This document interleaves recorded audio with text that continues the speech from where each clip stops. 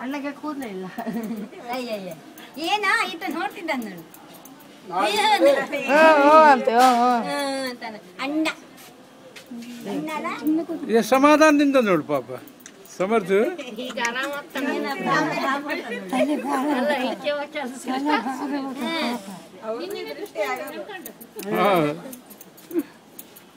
ಅವ್ರ ಅವ್ವ ನೋಡ್ಲಿಲ್ಲ ಅನ್ಕೊಂಡಿದ್ದೆ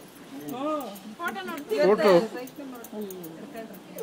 ಅದೇ ಅನ್ಕೊಂಡ್ರೆ ಆ ಹುಡುಗ ನಾಳೆ ನಿಂಗೆ ಶೈಷ್ಣು ನಾಳೆ ನಿಂಗೆ ಆಯ್ತಾ ನಾಳೆ ನಿಂಗೆ ನಾಳೆ ನಿಂಗೆ